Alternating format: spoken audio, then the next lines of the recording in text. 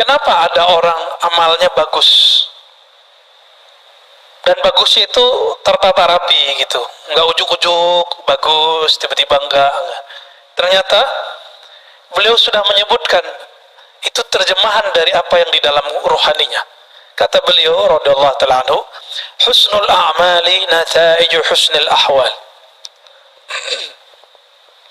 wa husnul ahwal min at-tahaqquq fi maqamatil inzal.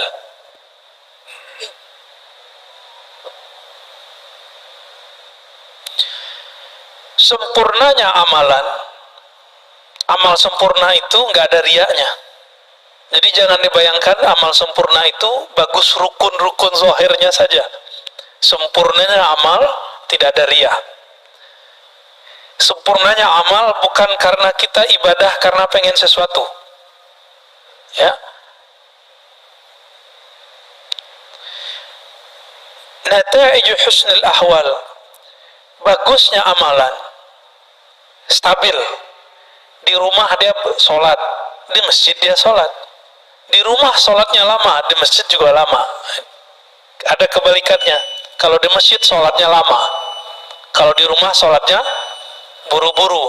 Berarti akhwalnya bermasalah nih. Kalau lagi ada komunitas dia bisa khusyuk, tapi kalau nggak ada komunitas dia nggak bisa khusyuk. Kebanyakan kita yang begini. Apa kata beliau? Kebagusan amalmu, kestabilan amalmu itu karena nataiju husnul ahwal, karena buah dari bagusnya ahwal rohanimu. Apa ahwal rohani? Tidak ada riya, tidak ada ujub, tidak ada sombong. Udah 3 aja. Tidak ada riya, tidak ada ujub. Apa arti ujub? Saya kagum dengan diri saya sendiri. Kalau riya itu saya kagum dengan amal saya. Beda nggak? Itu beda ujub sama riya. Beradik kakak ya. Kalau riya, saya takjub dengan amal saya. Kalau ujub, takjub dengan diri. Sumber takjub itu kibr, sombong. Sikap dia disebut dengan takjub. Kalau dia tunjukkan kepada orang namanya takabbur. Takabur itu sifatnya iblis. Maka orang yang bertakabur, dia sudah jadi setan walaupun pakai serban. Ciri-ciri orang sombong di mana? Iblis itu rasis, Pak. Dia bicara asal usul. Khalaqtani min nar wa khalaqtahu min tin. Ya Rabb, saya ini asal usul saya lebih mulia dari Adam. Saya dari api, Adam dari tanah. Maka siapa saja dari antara yang hadir ini merasa sukunya lebih baik dari suku yang lain, itu iblis di dalam dirinya, maka dia jadi setan. Siapa yang merasa amalnya lebih utama dari yang lain, iblis itu dulu diizinkan ibadah per langit, naik langit 1, langit 2, langit 3, sampai kemudian diizinkan Allah memimpin ibadah di langit ke-7. Di langit ke-7 kan ada Ka'bah, Pak. Ka'bah putih namanya. Ya, Al-Baitul Ma'mur disebut di Quran. Yang di bawah kan Baitullah. Di atas namanya Al-Baitul Ma'mur. Sebenarnya di beberapa riwayat langit ke-4 itu juga ada Baitul Arwah. Cuma riwayatnya tidak terlalu sharih ya. Yang paling sahih di Bukhari Muslim, di bumi lo ada di langit ke-7. Nabi Ibrahim lagi di sono, Pak. Nabi Ibrahim lagi di sana. Maka kalau ada orang ngaku naik ke langit nggak ketemu Nabi Ibrahim di langit ke-7, bohong dia. Ya. Banyak ya, ada beberapa tokoh-tokoh spiritual belagu ngomong saya nyantri di langit sekian tahun. Cek aja, ketemu gak ente sama Nabi Adam di langit pertama? Ketemu gak ente sama Nabi Isa di langit kedua? Kalau enggak, halu. Banyak orang halu itu hari ini. Serban bukan jaminan orang punya tingkatan tinggi. Kan nggak ada hadis sahih mengenai keutamaan serban orang yang tinggi. Tapi kalau habaib emang disunnahkan pakai serban, Pak, supaya tidak salah lihat, terutama kalau dia guru. Begitu dalam fatwa ulama-ulama Hadramaut. Jadi jangan suuzon juga kalau ada habaib pakai juga serban. Ya, itu dia lagi jaga nasabnya itu.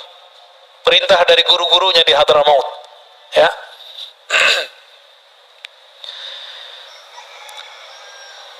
Amal yang sempurna, amal yang ideal muncul karena ruhani yang bening. Ya. Rohani yang bening itu minat tahaqquq fi maqamil inzal. Ya. Itu hadiah buah daripada tahaqquq. Apa arti tahaqquq? Usaha untuk istiqamah menapaki jalan-jalan rohani. Jadi kalau berguru sama seorang syekh, jangan lihat dia hari ini, lihat dia yang masa lalu. Karena syekh itu sekarang kayak Imam Malik tadi. Imam Malik itu setiap malam mimpi ketemu Nabi, Pak. Mabittu lailan illa ra'aitu an-nabiyya sallallahu alaihi wasallam. Tidaklah aku tertidur kecuali aku memandang kepada Rasulullah sallallahu alaihi wasallam. Siapa itu Imam Malik? Ada kita yang begitu? Nah, itu baru benar tuh. Itu layak dijadiin guru. Bisa berkoneksi dengan Sayyidina Nabi sallallahu alaihi wasallam. Nah, inilah rahasia. Mursyid itu ruhaninya nyambung dengan Nabi. Ini jadi mursyid, mimpi ketemu Nabi aja belum.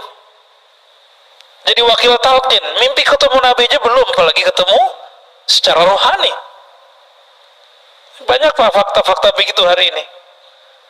Tapi mau gimana lagi, ini zaman sudah begini.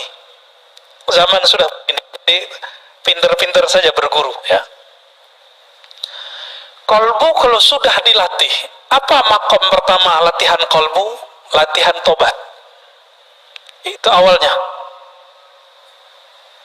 Jadi orang ini, dia sudah bertahun-tahun dia tobat. Itu sebabnya para masyayikh kita dulu punya amalan namanya sholat sunnah tobat. Dibid'ahkan lagi sama kawan kita, ya. Gak paham juga dia. Atau minimal kalamnya kalam tobat. Nah, tobatnya kan dibagi lagi, Pak. Ada tobat orang awam dari dosa yang zahir. Kalau tobat anak-anak salah minum, ya. Kalau lagi puasa begini anak-anak gimana? Terganggu gitu sama makanan. Terganggu gitu kalau ada anak-anak kecil yang lain di bawah dia yang berbuka. Ini saya mau tanya nih Pak, kalau ada di sini orang buka restoran, buka, Bapak terganggu nggak? Terus perlu ditutup nggak? Serius loh ya? Ada warteg buka siang nih. Nih saya nggak ngomong hukum syariat dulu, hukum rohani. Bapak terganggu nggak? Loh Ustadz, kita harus tegakkan hukum. Loh di antara ibu-ibu ini di rumah kalau Bapak punya istri, ada yang lagi haid nggak? Lagi nggak masak, butuh makan, nyari kemana? Nyari ke warteg kayak kemana kayak situ. Jadi kita tuh gak usah sibuk mikirin orang, kayaknya agama kita paling bener, mau amar ma'ruf nahi mungkar, tapi kebelinger di situ. Emang Bapak Ibu ini masih terganggu kalau ada orang masak depan kita? Ini kan lucu, ya, sweeping, ketemu di warteg orang makan, lagi makan tempe. Lah untuk apa itu diberitakan? Ini politisasi aja Pak, ya saya nggak suka berita-berita begitu. Ini saya mau nanya lagi, Bapak terganggu nggak kalau saya makan minum di sini? Oh, bener itu dah. Terus untuk apa itu dibuka? Apa ditutup, di sweeping? Nggak perlu, biarin aja mereka pakai adab ya. Jadi kalau mau buka, bukainlah jam sekian, bilang gitu. Ya, buka jam 12 kayak gitu. Tutup depannya. Nggak perlu pakai sweeping Pak kalau orang udah puasa. Tapi kalau anak-anak ya, anak saya itu bawa teman-temannya di depan rumah. Si bocah yang bontot tiba-tiba bawa roti ada coklatnya.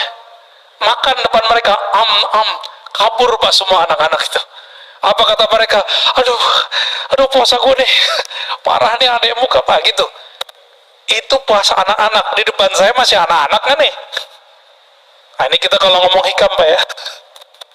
Tapi kalau pemerintah mau memutuskan misalnya tutup, ya gak apa-apa juga, gak masalah. Gak masalah juga Pak, sebenarnya. Tapi kalau Bapak masih terganggu, ya salam.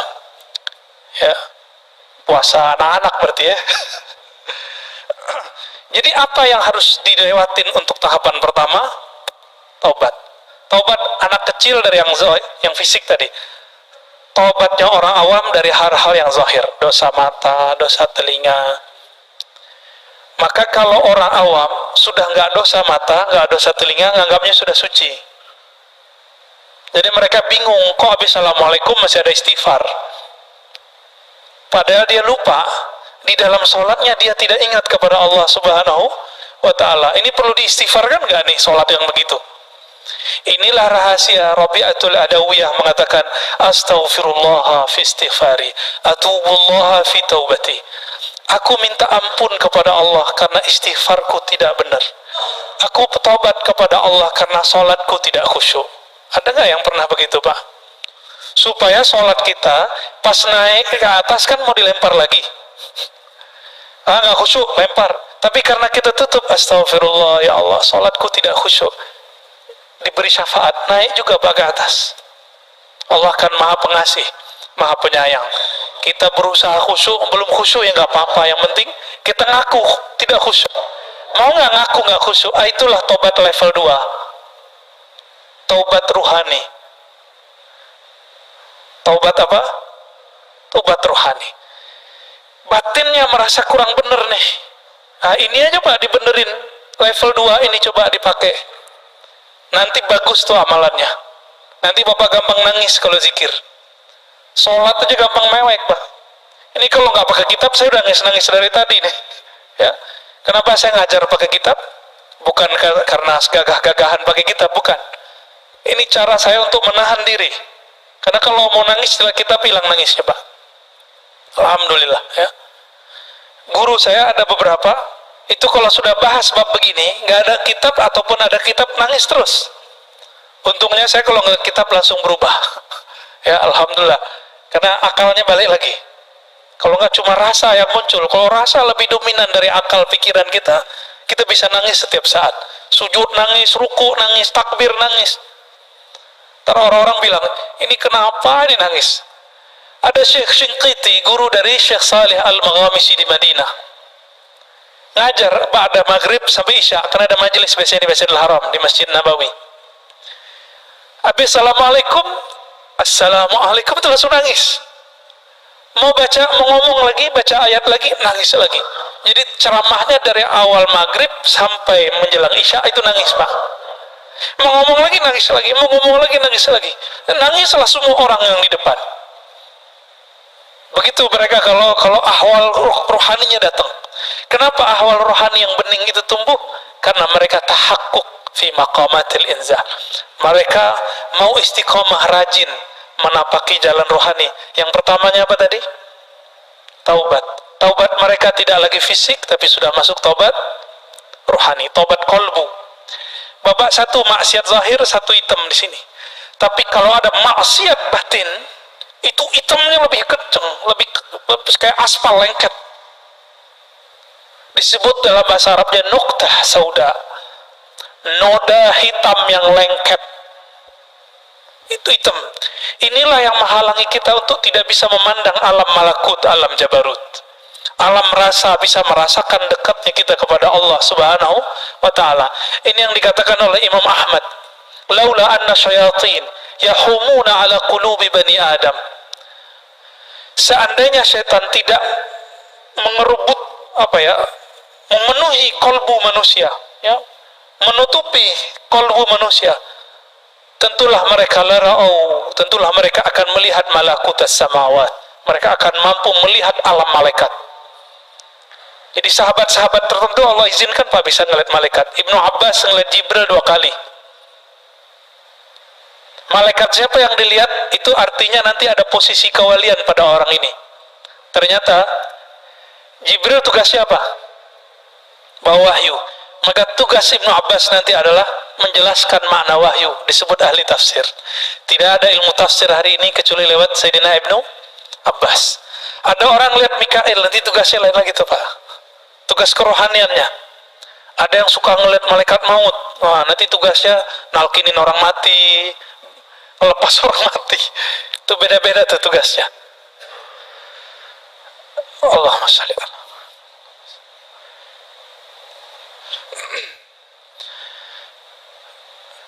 Oleh karena itu, Bapak Saudara makan Allah, seandainya Allah bersihkan kalbu kita, mungkin tidak ada hari kecuali kita menangis di hadapan Allah Subhanahu wa ta'ala.